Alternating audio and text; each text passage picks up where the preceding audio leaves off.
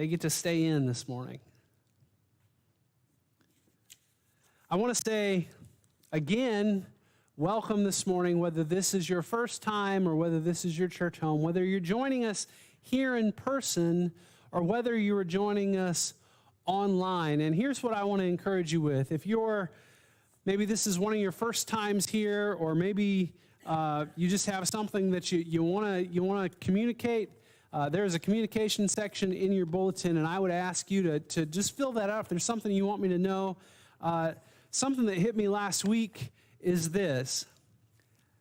If this is your first time or this is your 7,221st time, that's a lot of times. I want to hear from you because I want to know, what are we doing that you're going, you know what, I'm really connecting to this? Or what are we doing that you go, you know, you guys are trying, but you're kind of off-putting on some things. I think this is important because as we go along, especially as we have new people come into our congregation, we want to know, are we meeting needs, or are there things that maybe aren't settling well? And the same thing goes for you that are joining us online, and I'm going to speak to you specifically, and I know some of you are our church people who have been here time in and time out. Maybe you're used to being here physically, but you're joining us online this morning. Is there something that you see that you want to communicate to us and you want to say, you know what, hey, I'd like to talk to you about this? If you'd leave that, there's a place up in the corner if you're on YouTube. If not, if you can just call the church and you know, we'll talk. But I want to connect. And hopefully by now you understand and you get that that's something I'm passionate about, is connecting to people. Because when you look at the example that Jesus gave us, what did Jesus do? He connected with people, right? Everywhere he went, he connected, and it was deeper than just surface level. And so that's my encouragement to you this morning, is we want to go deeper. I'm going to step out of the frame for just a second because this morning I have an example to show you. We are speaking this morning on baggage. Baggage is the topic of our sermon, and I got to thinking, and when I became a father, I also became a pack mule for all the stuff. Any dads out there ever experience that? You become the pack mule for the things. Oh man, I can't get that one to come up. Would have made life easier. But I remember one of the first trips we decided to take on an airplane to go on vacation. And did you notice that when you had kids, like all of a sudden all the stuff that you had to carry around was a lot more, wasn't it? When parents, you experience that, it's like, oh, the diaper bag, and then it's like the milk bag and like the food stuff, you know, because it doesn't fit in the diaper bag, and then you got your wife's purse, and then you got to make sure that you get the backpack, and then you're going on vacation, and of course it's 7 days, but you got a baby to worry about, so it's really like 28 days worth of clothing because you may not have a washing machine that you have to wash stuff with, and you're running through the airport, and mom's got the kids, so you're stuck because nobody can really, you know. So here you are with your umpteen billion bags, including your carry-on, because it's necessary, right? Because you got to have something for entertainment, not to mention the fact that they don't let you carry all that stuff on the plane, and you got to have enough that if the baby has the doo-doo in the plane, you got to take care of that because nobody wants to smell that, and there's 100 and some odd people in there with you, right? Anybody ever experienced that? If you raise your hand, I can't raise my hand right now because I'm holding on to all this baggage. And the worst part is I'm watching as my family, is that they're making it through okay, and I hear, are you okay? You got everything? I'm like trying to roll it. No, I'm good. I'm good.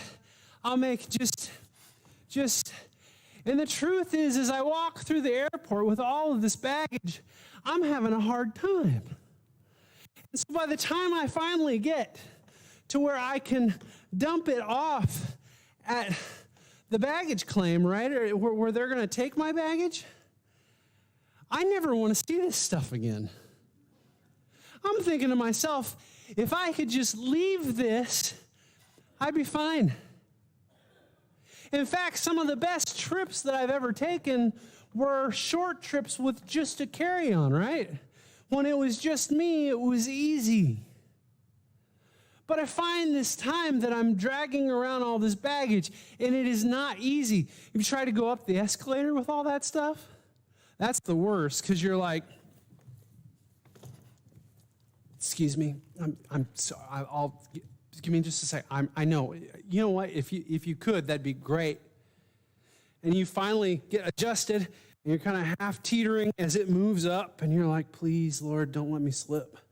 And then you get to the top of the escalator, and you keep going. And you just can't move as fast as everybody else, can you? As I thought about that this week, I thought, you know what? Did you ever notice that in life, sometimes we carry around baggage? I mean, we could name any one of these things with an everyday life thing and realize that we carry around baggage. And what's interesting to me is we kind of like it, right? We carry around this stuff because we feel like we need it. I mean, I have to have clothes when I go on vacation. And I'm going fishing, so my fishing stuff's in here somewhere. And I had to pack the camera because I can't just experience it. I want to remember those things for the rest of my life, along with the 20,000 other pictures that I'm taking.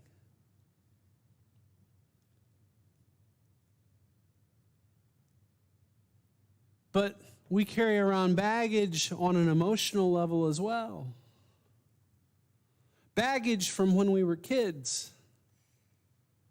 Anybody have baggage from when they were a kid? You can't think about the thing that happened without maybe getting a little bit torn up about it, right? Or you just don't do things because when I was a kid, this is what happened, and we won't do that. Maybe we carry around baggage from relationships that we had. So you find yourself in a situation where you just can't. And you think badly of. Oh, we carry around other baggage too.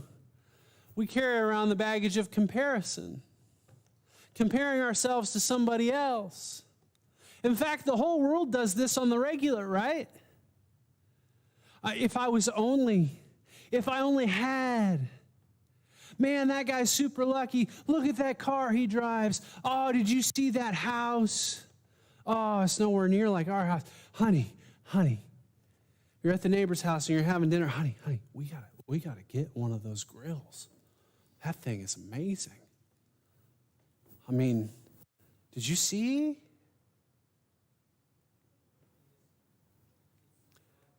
Sometimes we carry around the baggage of stuff. Stuff. I got to have all my stuff. I got to have the new car. I got to have the new truck. I got to have. It starts when we're kids. We got to have the newest toy. I need my stuff. And some of us, like, if I go to your house, and I know this because I've experienced this, some of us, we just have so much stuff that we just couldn't possibly part with. And so we carry it around.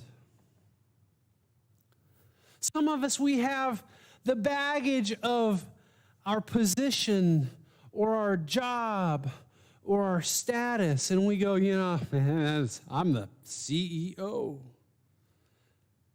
But there's baggage that comes with that because as the company goes, so goes the blame, right? As the position goes, so goes the blame.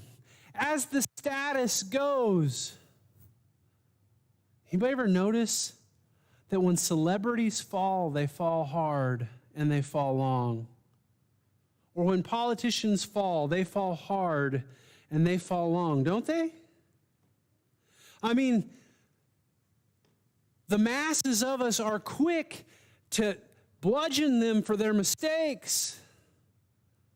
And trust me when I tell you that there is baggage being carried around in those moments to be carried around with that stuff. And we carry around baggage from the people who love us, don't we? Because we had a bad childhood, or because somebody who loved us, maybe they didn't even realize when they said to us the thing that they said to us, how it affected us, but we carry it around for the rest of our life because those words, they hurt us. How many of you have ever heard sticks and stones may break my bones? But finish it off. Is that true? That is not true. Trust me when I tell you that there are people who have said things to me that cut to the bone. And I know that they hurt. And so we carry around those scars. We carry this baggage. And like I told you, when I get to where I can drop it off, I really want to just drop it off and dump it on the guy at the baggage claim gate and be like, it's all yours, man. But the truth is, that's our natural tendency, isn't it? Just dump it off on somebody else to take care of. But the fact is, it's still our baggage, and we still have to deal with it at some time, don't we? And if we don't, it backfires, because guess what? Your baggage has a way of finding its way back to you. Anybody ever notice that? I lost luggage one time. I was going from Detroit, Michigan to Los Angeles. Now, my baggage has been places I haven't. My baggage went to San Jose, California. I'm sure it had a great time. I did not have a great time in that moment because I really wanted my baggage, right? I needed my stuff. But funny story, it made its way back to me. It got to me. I had to go buy some other stuff in the meantime, but it made its way back. But in life, there are things that happen to us that are the same way. We have the baggage that we dump off on somebody else, and it makes its way right back to us. Oh, be careful what words you say, because they will find their way back around to you. So be careful where you dump off your baggage. Here's what I'll tell you. Baggage can come from anything that isn't finding our self-worth in Christ. Because we have this tendency to want to find self-worth in all the places that the world says we should. If you had more money, you'll feel so much better. If you had that nice house, you know what you need? You need a nice house, you know? You know what you need? You need to buy real estate with no money down. That's where it's at. You know what you need? You need the new microwave, the new barbecue, the new car. Why do you think we watch so many commercials? It's because the world tries to sell us the stuff, don't they? And they start it when we're kids. I was having this conversation the other day. When I was a kid, there was not a cartoon on television that didn't have toys attached to it that companies like Hasbro and Mattel were trying to tout. Why? Marketing. And they have us convinced that we need all those things, and they have us convinced that we'll be better if we have all this stuff, but our value doesn't come from the things. And folks, my value is not in this luggage that I carry. My baggage, my value rather, is found in my looking more and more like Jesus with every move I make.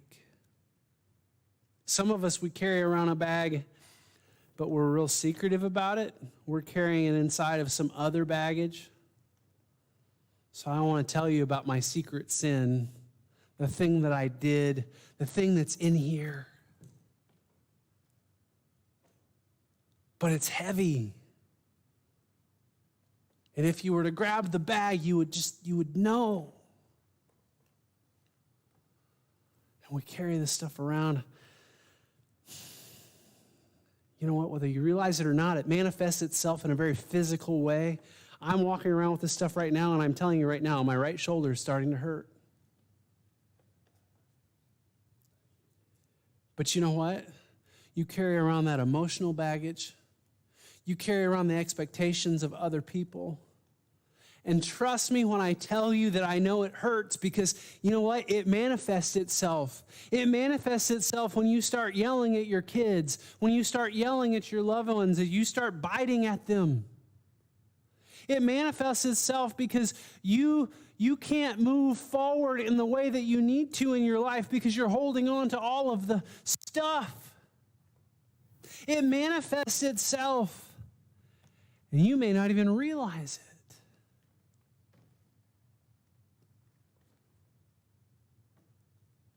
There's something to be said. I told you, I get on the escalator, you're trying to move through the airport, and you've got all this stuff, and everybody's moving 3 times your speed as you drag things along. And it stinks, right? Because you're thinking to yourself, we're going to be late for the flight. Listen, folks, you can't live a full life if you're holding on to baggage. Jesus said in John chapter 10, verse 10, he said, I have come that they may have life, and that to the full. But let me tell you something I learned a long, long time ago. When you hold on to the stuff, when you hold on to that relationship that hurt you, there's nothing very abundant about how life gets. Because you find yourself going, poor me, poor me, poor me.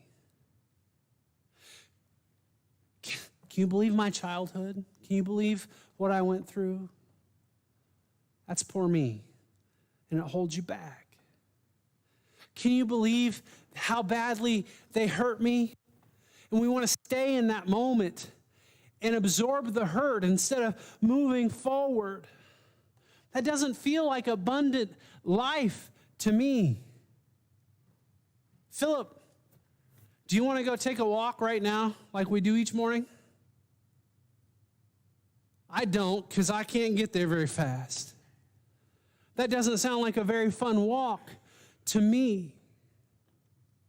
To drag all this stuff all over the neighborhood, that's not abundant. And when this stuff is full, man, I can barely walk straight, and I can barely balance. And that's how the stuff that we hold on in life is too. You're not moving forward straight. And you're designed to live life more abundant, but you can't do it if you're holding on to all of this stuff.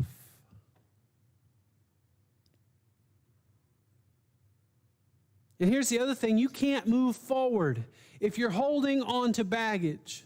Let me say that again. You really can't move forward if you're holding on to baggage. The Bible says, narrow is the gate. The Bible says that it's easier for a camel to pass through the eye of a needle than it is for a man to make it into heaven. Trust me if I tell you, if I'm carrying all this stuff, there's no way I am working my way through the eye of the needle. Try making it through the escalator, land's sakes, or into the elevator. Excuse me. You know what? I'll wait for the next empty one. can't move forward if you're holding on to the baggage. And in Deuteronomy chapter 1, if you'll turn there in your Bibles, there is a example that I want to share with you. And we're going to read verses 2 and 3 and verses 6 and 7. But this reminds me of something. While we're at this, I need to apologize for a statement that I made last week, and it was a mistake on my part. Some of you will remember this. I made a statement that David had, does anybody remember how many brothers I said? Nope, 10 brothers. He did not have 10 brothers. That was a mistake on my part, okay? If you remember what the story was, we were talking about Samuel and going through the brothers. That passage of Scripture says that there were 7 brothers, okay? So it names off 7 brothers. It does not say that there were 7 brothers. He may have had 8 brothers from what I can see. I did some research this week. But that was a mistake on my part. I want to make sure that you understand that, and I'm sorry, and I will do my best not to make those kinds of mistakes. But if I do, call me out on them, would you? So here we are. Deuteronomy chapter 1, verses 2 and 3.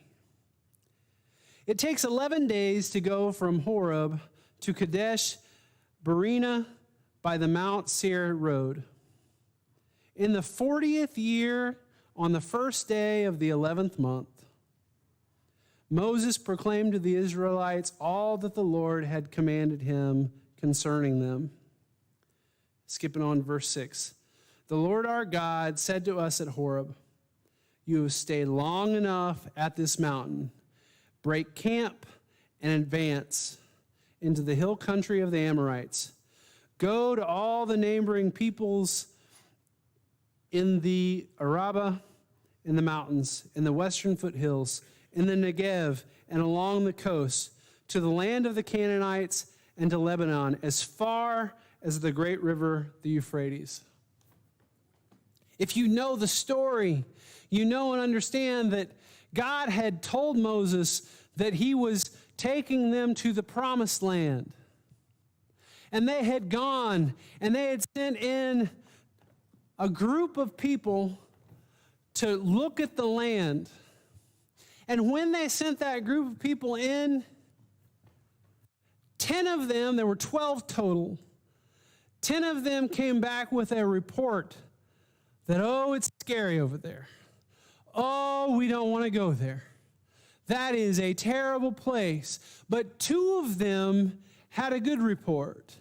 They said, listen, there are grapes the size of our heads. This is a fantastic place. Trust me when I tell you, we can take it. It's ours. God had already promised this land to these people, but the 10 prevailed in the conversation. And in that moment, God said, no, we're not doing this. And he made them stay where they were and wander around for 40 years. And that's where we just picked up, right? It's the end of that 40-year period, around about the 11th month and the first day, which makes it what? November 1st, right? 40 years after they'd been forced to stay. And why had they been forced to stay? They'd been forced to stay there out of fear. Oh, that's a bag I haven't talked about. The baggage of fear. I couldn't possibly go there. That's a scary place. The baggage that held the Israelites back from moving forward. They can't get in the elevator, folks, to get where they need to be because they're holding on to this big old bag, and God says, fine, stay. And finally, when that thing is totally done, he says, it's time to move on. And basically what he's telling them is this: let it go. What is fear? I have an acronym for fear that I love. It says this: fear is false, F, evidence, E, appearing a real R. The next time you say, you know what, I fear that. That's false evidence appearing real. Pay close attention to it. I'm not saying that I'm not saying to go do stupid stuff. Okay, please don't take me like when you say, but I'm afraid to touch the stove when it's on. That's wisdom. There's a difference between wisdom and fear. Okay, wisdom says you're right. When the stove is on, it's hot and it will sear your hand in a hurry. But fear says this false thing, this that looks like this, false evidence appearing real.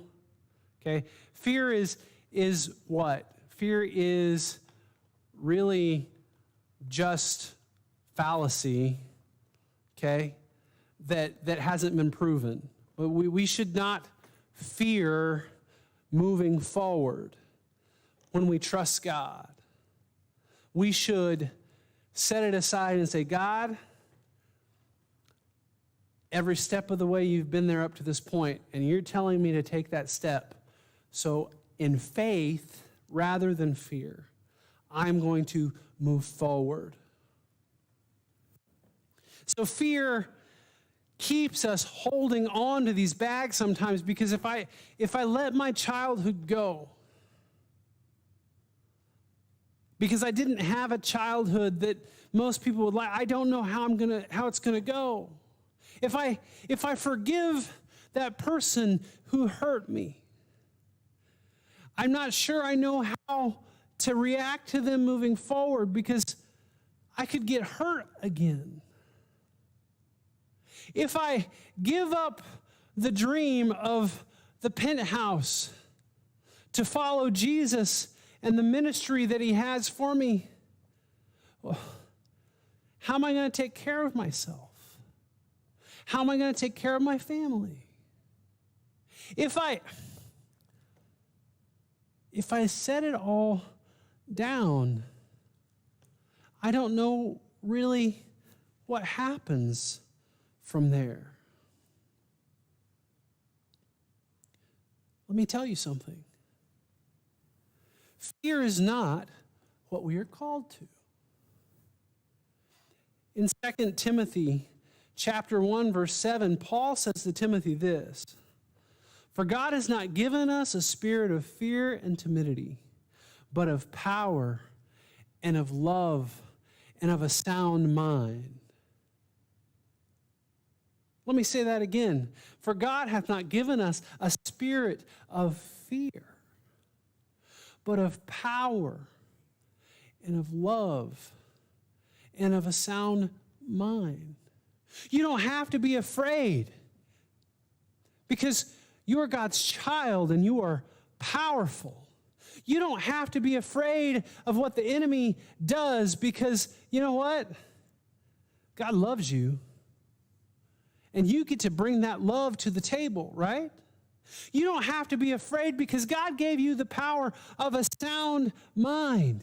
He gave you 2 ears to hear, a mouth to speak, and a brain in between that is more powerful than any computer that any man has come up with yet. Why are you so afraid? And so we get to the stage where we can begin to set aside some of our baggage. And we realize that, I can let this go. I don't really need that.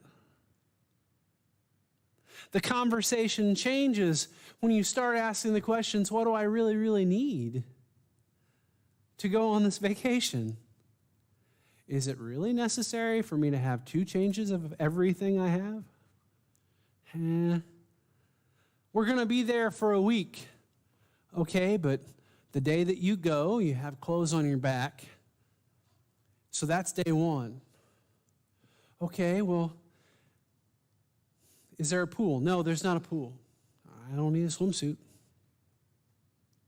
Okay, well, I got enough clothes for, could you possibly, are we going to do anything messy? No. Could you possibly maybe take enough shirts, but take a couple, 3 pairs of pants instead of 7?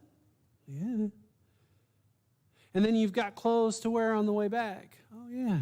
Suddenly I don't have quite as much. And if we all do that, suddenly I don't have quite as much. So I can set that aside. And in life, it's the same way, right? But I'm hurt. Okay. But if you'll work at it, you can heal.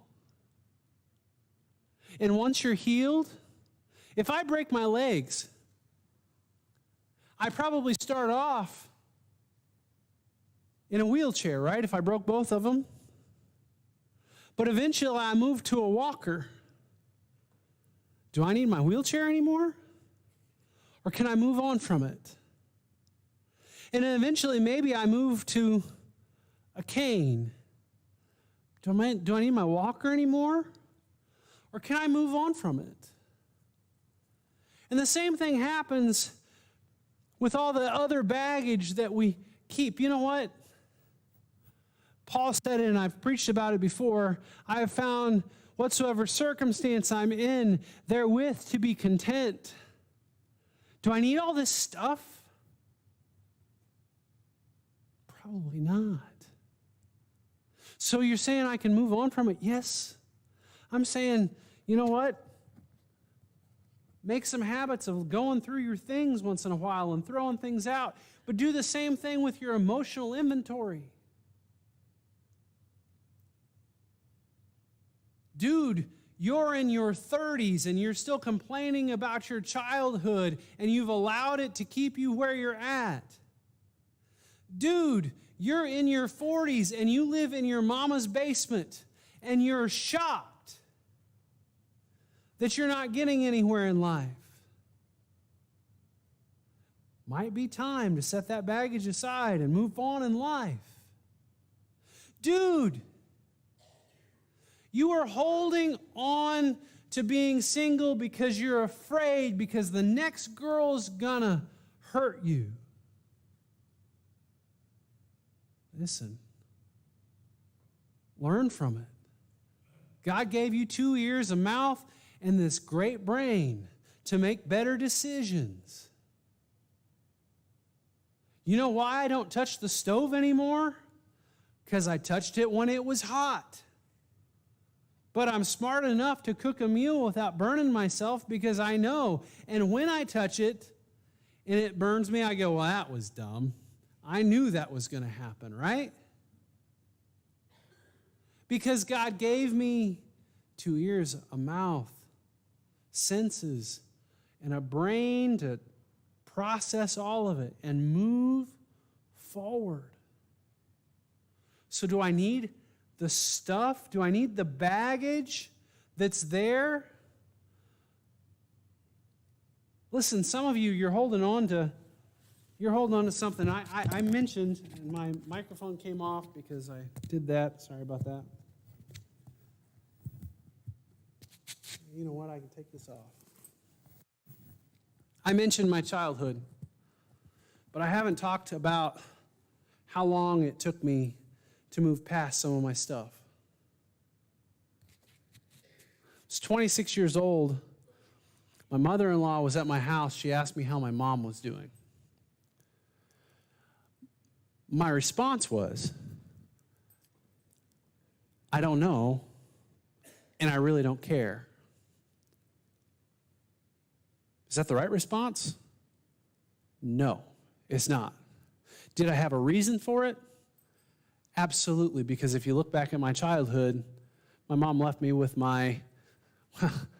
at 4 years old, my mom left me with a bottle of water and a bag of chips for 3 days by myself. Okay? When you look back, then she let me go live with my aunt and uncle. Now, I had a great time with my aunt and uncle. First time in my childhood that I was able to finally have a real childhood. I came back to live with her and my stepdad at age 7. And things were pretty good until my dad got sick at age 12. At age 12, he came down with cancer.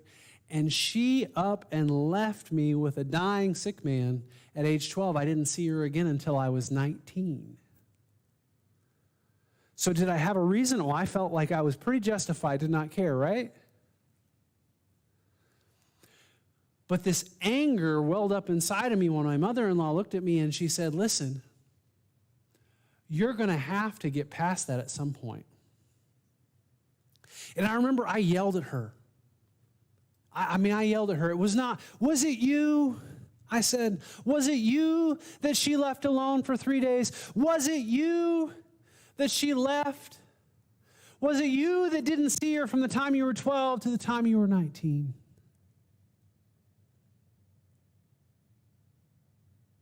Forward a few months, and God began to do a work in my life where he began to sort of remind me that, you know, I was a jerk in that moment. I didn't realize at the time that what she was in that moment, she was the voice of God saying to me, it is time to move on from this moment because you are not whole. So for the next 10 years, God began to do a work in my life, and slowly, ever so slowly, I began to be able to let this go. What you don't understand is so much of what was happening in my life, like so much of what I was going through. You know, I'm in ministry, land stakes. I'm. How am I supposed to move forward? How am I supposed to tell people about the love and forgiveness available to them if I can't forgive and begin to be able to move on in a healthy way?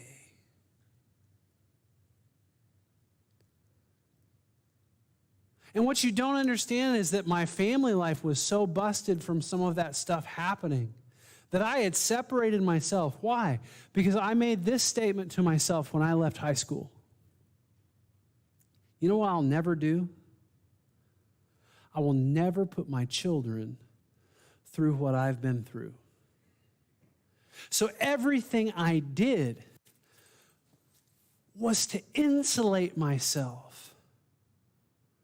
I was holding on to baggage so I didn't get hurt, but I wasn't moving forward in the way that God desired for me to move forward. And he needed to do a work in my life, and he used my mother-in-law to start to spark that process. And then over the next 10 years, he allowed circumstances to take place. I had to make some conscious decisions. I decided to start taking my mom's calls. It was very, very hard. My mom was schizophrenic. My mom, the drugs she was on had done a number to her, but then when she started taking the schizophrenic, you know, the things to control her schizophrenia, her personality, she was a lot like talking to a 5-year-old. So it's not very fun when you're having a conversation with somebody who, I mean, this is your mom, and it's like talking to a 5-year-old. But I made it a point when she would call, and then we made it a point to turn off our phones because she would call at really odd hours, like 2 o'clock in the morning. But it was like, hey, how you doing?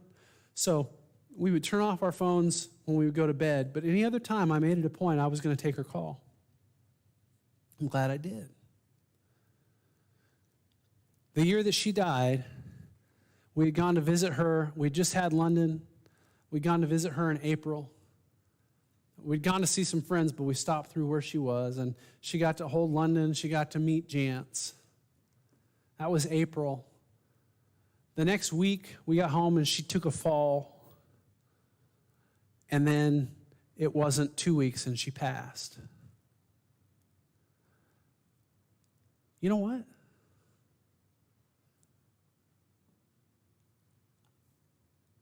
I didn't have anything to hold on to. I was fine. We were okay. I felt in that moment this sense of, you know what, I'm sorry. But I didn't have any baggage residually hanging on that I regretted because I'd already let it go. I went to the funeral. It was really strange things, really strange week.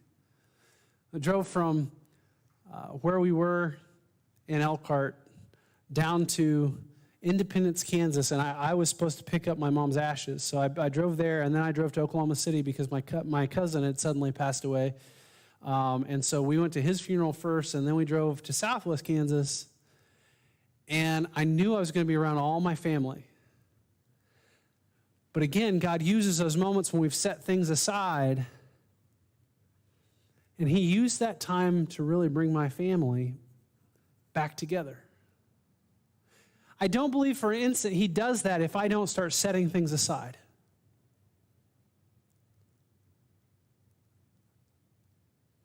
But because of it, I've been able to have an ongoing relationship with my family. Why? Because we have to let it go. We are called to be followers of Jesus first and foremost, and all of the stuff that happens to us, if we'll allow it to, it will change us. God will use it to change us into who he wants us to be. But we can't move forward at the speed he wants us to. We can't sometimes move forward at all if all we're going to do is insulate ourselves with the baggage and the stuff that we have. For God has not given us a spirit of fear and timidity, but of power, of love, and of a sound mind. See, if you're off balance and you can barely stand the weight of what is going on, what's God saying to you? What is he saying to you that you need to let go of? In Matthew chapter 11, verse 24, Jesus says this, "Come to me, all who are weary and burdened, and I will give you rest." You'll never be as effective as you could be if you're holding on to baggage. Church, the same can be said of us as a church. If we're holding on to what the past has, we will never move forward. We will stay still and we will be stagnant. And when everything's said and done, we'll have a lot of stuff, but nothing to show for it. I've had some conversations with people in my years in ministry. You know what? Listen, there's nothing more sad to me than an empty church that's all boarded up and shut up. Because what that speaks to is mismanagement of God-given resources. But what happens so often is we get caught up with our baggage. We get caught up. We don't want to move forward from this spot because that's our stuff. That's our stuff. That's not our stuff. That's God's stuff. God used those moments. And when we look at it, when you see a church that is alive and full of people, you go, wow, God, how did you get here? And the people can speak to, you know what, back in the day, we didn't have that many people. But God did a work here and we moved forward. God did a work there, we moved forward. God used so-and-so. She's not with us anymore, but what a great lady of God. God used so-and-so. What a great man of God. You wouldn't believe that guy helped. He was my Sunday school teacher and he helped me get to know who Jesus was. That's what our past looks like. It's there, but we're moving forward. So often you see those churches. I took a trip with a friend of mine, and we went up into the Upper Peninsula, the Upper of Michigan. And we were having some conversations about churches, and I can't tell you how many churches we ran across that had been converted to museums. That is a sad testament to what happens when we hold on to baggage. It's time to set it down. You have to let it go.